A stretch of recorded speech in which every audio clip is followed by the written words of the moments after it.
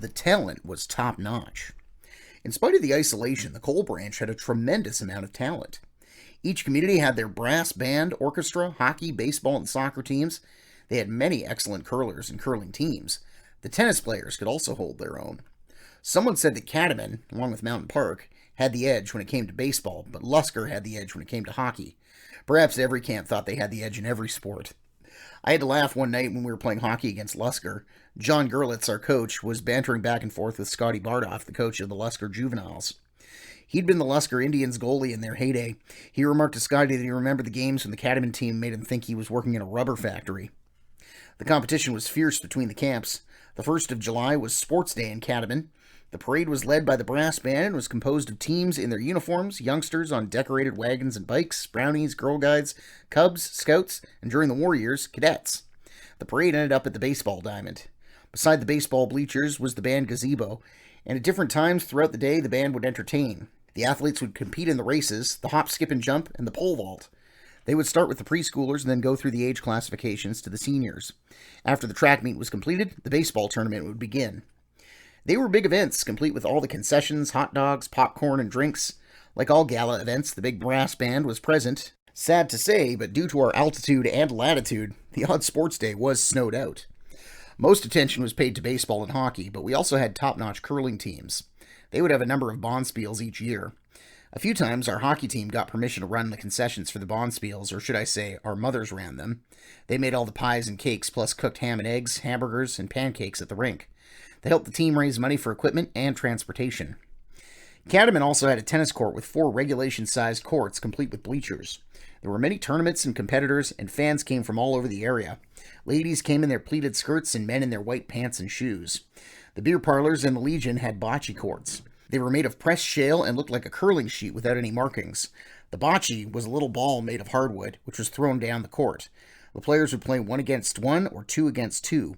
The first player would throw his ball and see how close he could come to the bocce. The ball was about the size of a 5-pin bowling ball. The opponent would try to get closer or knock the other ball out, similar to lawn bowling or curling. One set of balls was striped, the other was plain. Losers would have to buy the rounds for the winners. There was a pool room managed by Mr. Muldowan. This building was the original schoolhouse before they built the new school, that most of us remember. The pool room contained 3 regulation pool tables. It also contained the bowling alley, and the back was a big hall called the Elks Hall. Between the Elks Hall and the pool hall was another room they used for cards, referred to as the back room. There they gambled with poker and blackjack. It was okay, they said, because it was a friendly game. The Wolf Cubs meet in the Elks Hall weekly. Mrs. Coppinger was our cub leader. We had a number of packs with a leader and a seconder. I was in the gray pack, and we competed with the other packs. The bowling alley had 1 lane. A number of couples and groups in town liked to bowl. I was lucky enough to get the job as a pin setter once in a while. In order to play, the players would have to get their own pin setter. I preferred setting 5 pins, as 10 pins was a lot more work. When some bowlers had a few drinks too many, one would have to move really fast. They would bowl the ball before the pins were properly set. There was no automatic pin setters in those days. We were fortunate just to have a bowling alley. The community hall was managed by Barney Fairclough. It served as a meeting, dance hall, and concert hall, as well as for whist drives, smokers, and other events. On the west side was a good-sized library facility with its own entrance. It was well stocked. The community hall also served as our theater, and we had full-length features twice a week, on Thursdays and Sundays after church. The admission was 25 cents for adults. The features were up to date, having some of the latest movies. Gone with the Wind was one of the most memorable movies for me. It was more the length of it than the story. It ran 3 or 4 hours and had an intermission. There were a number of evening showcases, as well as a couple of matinees.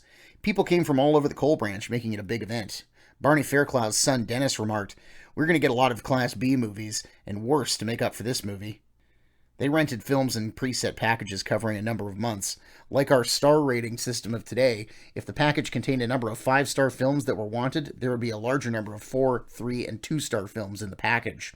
Once we were connected to the outside world by a highway, we were no longer a hamlet and were therefore subject to the restricting activities on the Sabbath. The Sunday night show would have to be moved to another night. Rather than change nights, Barney decided to continue the Sunday shows on a donation basis. This was known as a Silver Collection. It must have worked because there was still a Sunday night Silver Collection show when I left in the 50s.